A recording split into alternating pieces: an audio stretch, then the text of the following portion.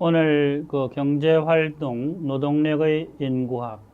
흔히들 경제활동과 노동력은 경제학에서는 노동경제학에서 다루어집니다만은 그 인구의 그 사회경제적 구조와 관련해서 충분히 다룰 필요가 있다고 봅니다. 이런 경제활동, 노동력은 나중에 출생, 사망, 인구 이동과 관련해서도 중요한 의미를 가지는 그러한 관심 영역이 되겠습니다.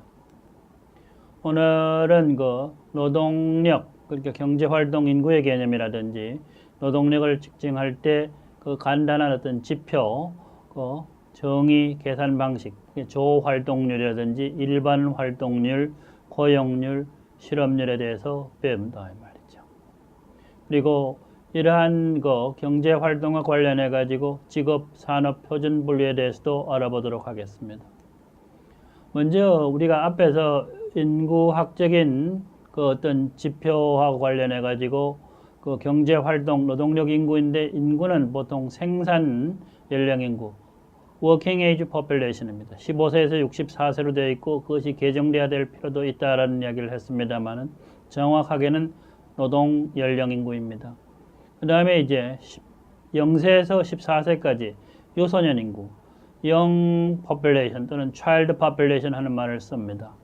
거기에 대해서 이제 65세 이상은 old population 또는 old age population 또는 영어에서 elderly population 하는 말로 불리는데 고령자 인구 또는 고령 인구라고 할 수 있겠습니다. 그리고 이 인구학 지표와 관련해서 경제활동 노동력 인구인데 노동력 대체 지표죠. 레이버 포스를 어떻게 리플레이스 하는 그 레이쇼입니다.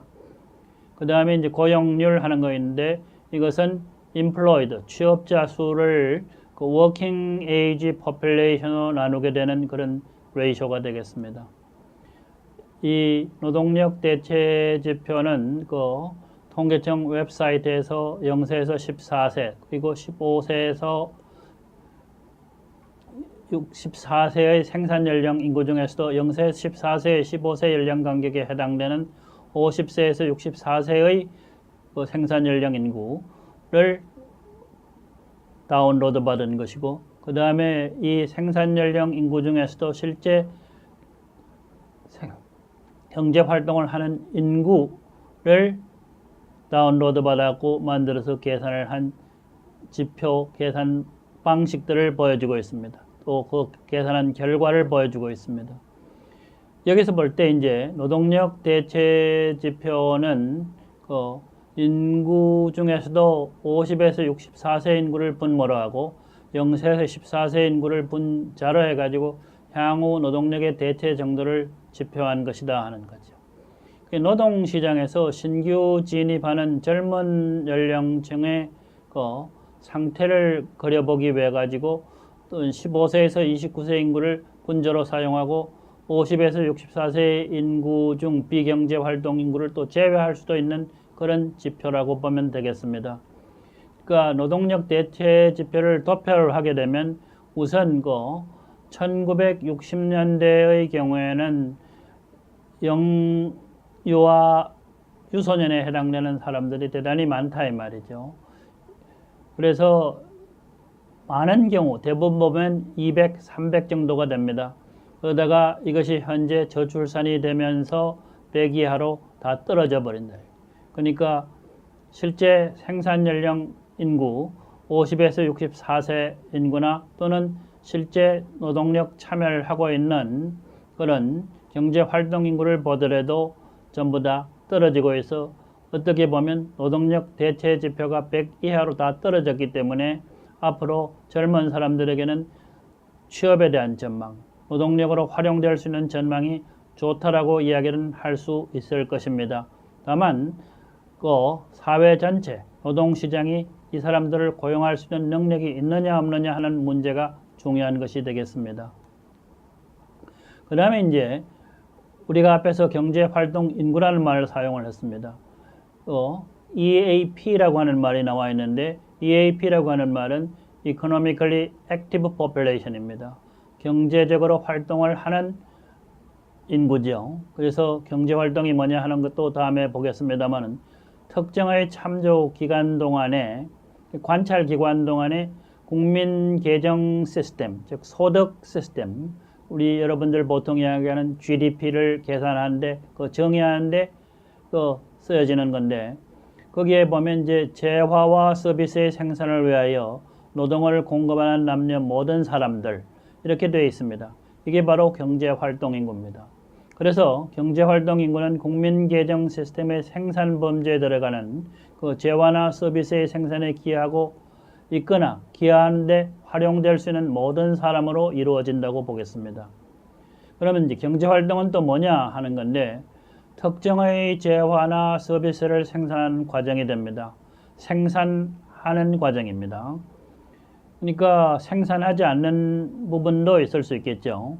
그 재화나 서비스의 생산은 그러니까 시장에서 판매가 목적일 수도 있고 자신이 최종적으로 이용하거나 또는 소비를 하기 위한 것일 수도 있습니다. 그리고 자신이 이용하기 위하여 고정 자본 형성을 목적으로 하는 것일 수도 있다는 거죠. 이러한 정의는 국제노동기구 ILO의 정의에 해당됩니다. 그러면 이제 경제활동 인구, 누구나 다 태어나서 경제활동을 하는 건 아니다 이 말이죠. 그래서 통계 작성을 할 때 연령 하한을 어떻게 두느냐, 가장 낮은 연령선을 어떻게 하느냐 하는 문제입니다. 청소년이 의무교육, 우리나라의 경우에는 뭐 중학교까지 되어 있습니다만은 그래서 보통 15세 미만을 이야기할 수 있겠고 한데 노동시장 진입 규정이 엄격하게 실행되는 나라들, 선진국으로 가면 갈수록 이런 것들이 이제 엄격하게 시행이 되는데 의무교육 상한 연령이나 또는 노동시장 진입 하한 연령을 경제활동 인구의 하한 연령으로 설정을 한다 이 말이죠. 한편 이 하한 연령 이하의 아이들이 상당수 경제활동에 종사를 하면서 이들을 통계조사에 포함시켜야 할 필요가 있는 경우 별도의 부가조사를 실시할 수가 있다 이 말이죠. 아프리카나 또는 동남아시아의 경우에는 연령 하한 이하의 경제활동에 종사하는 아동들 때문에 일종의 Child Labor Force Survey라고 해가지고 아동 노동력 조사, 아동에 대한 경제활동 인구조사를 실시하는 수가 있습니다. 그 다음에 이제 연령 상한인데 연령 하한과 마찬가지로 국제 관례는 연령 상한을 정하지 않습니다. 그러니까 우리가 생산 연령 인구라고 하는 15세에서 64세 인구뿐만 아니라 65세 이상의 고령자 인구까지도 경제활동 인구의 조사 영역 대상에 들어간다 이 말이죠. 그 다음에 이제 선진국에서는 이런 문제가 있음에도 불구하고 연금 혜택이 충분해가지고 경제활동에 기여할 개연성이 적은 연령대, 그러니까 65세 이상의 고령자 인구는 경제활동 인구의 연령 상한으로 설정을 해가지고 65세 이상에 대해서는 조사를 하지 않습니다. 물론 조사를 하더라도 경제활동 인구 개념을 설정하는데 그리 도움이 되지 않기 때문에 조사를 하지 않는 경우도 있다 하는 겁니다. 그러면 노동력, 경제활동 인구를 정의할 때 이제 현재 활동 인구와 노동력을 같은 것으로 보는데 ILO 기준에 의하면 보통 참조 기준이 하루 또는 일주일 또는 4주일이 되는 경우가 있는데 이것을 보통 현재 활동 인구, Currently Active Population 또는 노동력, Labor Force라고 부르게 됩니다. 그리고 여전히 참조 기간이 1년인 경우도 사용을 하고 있는데 이것은 Usually Active Population, 통상적으로 활동을 하는 인구다 이렇게 됩니다. 그래서 이 현재 활동 인구나 통상 활동 인구 이 개념들이 이제 혼용이 되고 있는데 간단하게 이야기를 하면 현재 활동 인구 개념은 경제 활동 인구 조사에서 많이 사용이 되고 그래서 통상 활동 인구는 인구주택 총조사 센서스에서도 많이 사용이 됩니다. 이러한 개념의 불일치 때문에 경제 활동 참가율 나중에 보는 어떤 경우에는 실업률, 고용률의 수치가 약간 달라지는 수가 있습니다. 그래서 이제 센서스는 지금 이야기한 것처럼 경제활동 문항에서 통상활동인 걸 조사하는 경우가 많고, 그러니까 경제활동 인구 조사, 즉 노동력 조사는 현재 활동 인구를 조사하는 것이 일반적입니다. 이를 통합하려는 움직임이 있고, 보통 경제활동 인구 또는 노동력 인구라고 하면 노동력 조사에서 흔히 이야기하는 현재 활동 인구, 그러니까 참조기간이 일주일 또는 4주인 경우를 말하게 됩니다.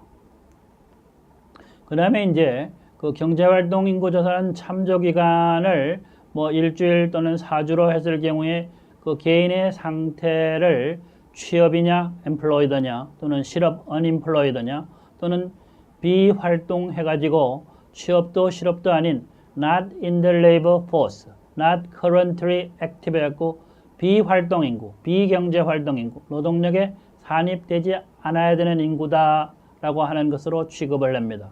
그러니까 우리가 생산연령 인구, 고령자 인구, 그것을 전부 다 이야기를 했을 때 인구는 보통 경제활동에 참여하는 인구, 활동 인구와 비활동 인구로 나누게 됩니다. 그리고 비활동 인구는 이제 나중에 보면 실업률을 계산하는데 제외가 됩니다.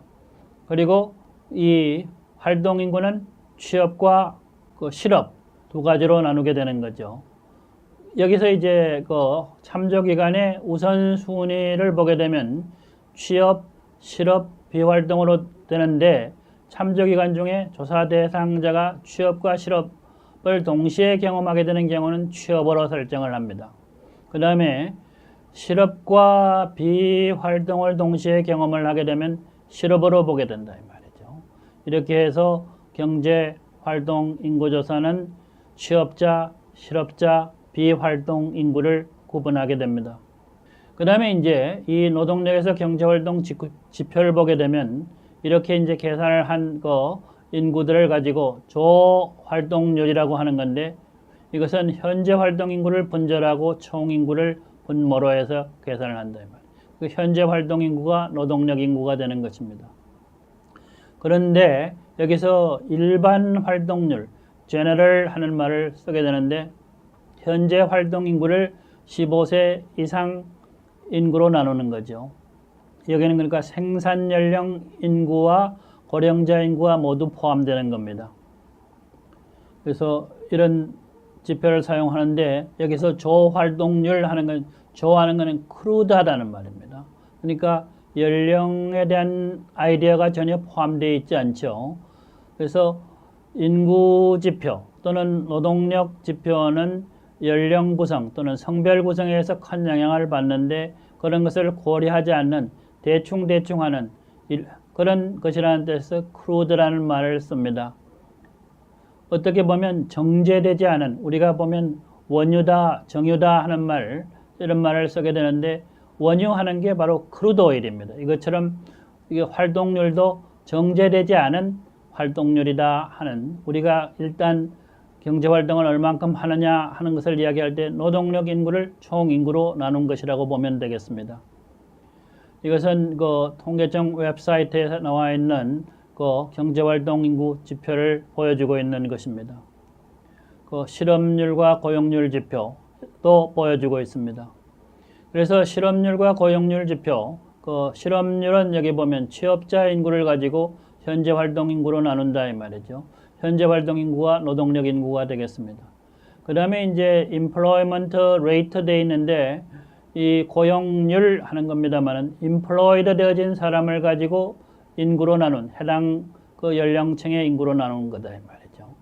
그래서 취업자 수를 가지고 15세 이상 인구로 나누는 거죠. 여기는 다시 취업자 수를 생산 가능 연령 인구, 생산 연령 인구 플러스 고령자 인구로 합니다.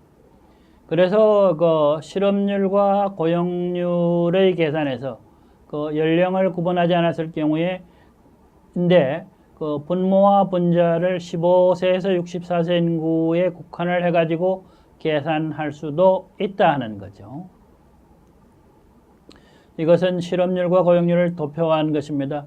전체적으로 보면 큰 변화가 없는 것처럼 보이지만은 고용률 같은 경우는 전체적으로 60년대부터 약간 개선되고 꾸준히 개선되어 옵니다.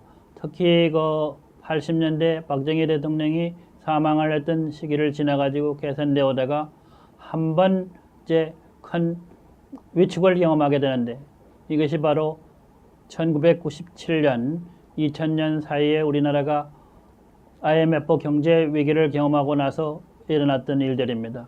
이것이 그 밑에 보게 되면 실업률의 경우에도 이제 분명하게 드러나는데 실업률이 올라가고 있다 이 말이죠.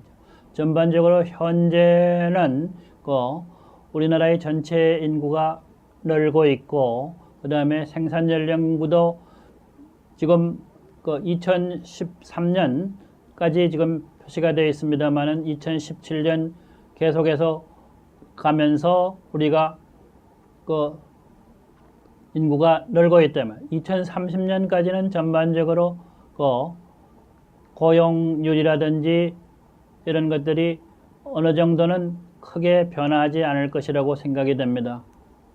그 다음에 이제 우리가 이런 실업률이라든지 또는 고용률 같은 것을 직업 또는 산업별로도 계산을 할 수 있는데, 통계청은 국제적인 기준에 따라 가지고 표준 직업 분류, 표준 산업 분류를 만들고 있습니다.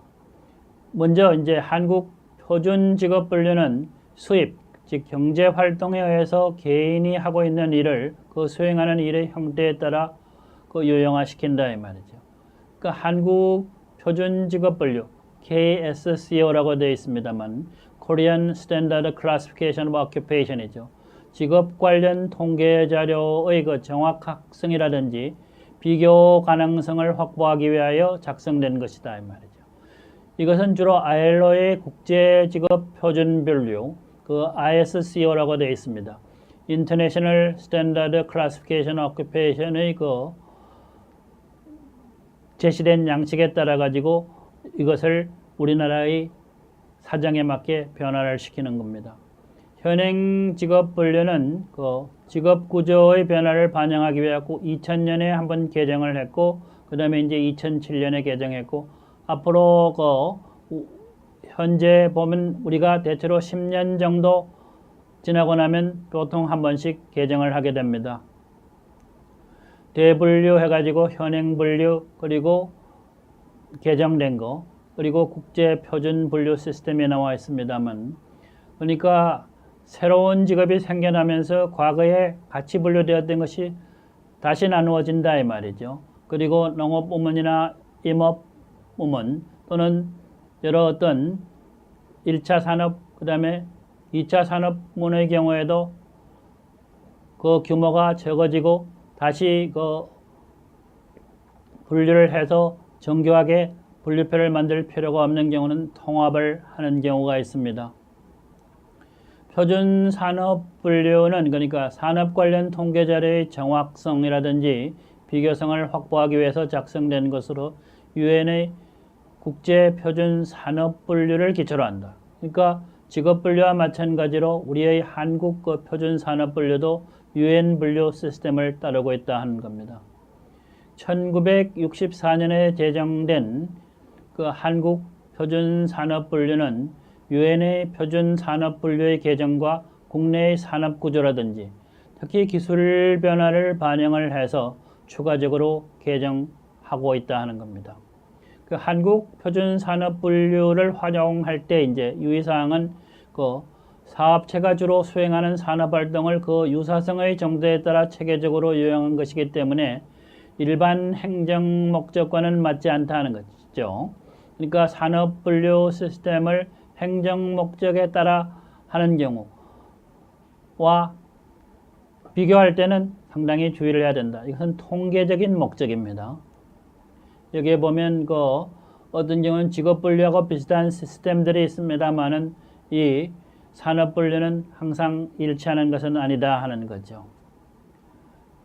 우리가 과거에 보통 보면 1차 산업, 2차 산업, 3차 산업, 4차 산업 이런 이야기를 했습니다만 1차 산업은 농업, 어업, 임업이 있고 그 다음에 2차 산업은 제조업이라든지 이런 것들이 있고, 그 다음에 3차 산업은 서비스업이 있는데, 점점 1차 산업이나 2차 산업은 분류가 단순해지고 3차 산업, 서비스업이나 또는 4차 산업, 정보통신업 쪽으로 산업 분류가 점점 복잡해지는 것을 볼 수가 있습니다. 이렇게 해서 우리가 그 경제활동 인구, 그러니까 조활동률이라든지 일반 활동률, 그 다음에 고용률 또는 실업률에 대한 개념을 알아보고, 이러한 통계 작성의 기초가 되는 현대사의 가장 복잡한 모습인 직업 또는 산업 분류에 대해서 알아보았습니다. 이것으로 이번 강의를 마치겠습니다.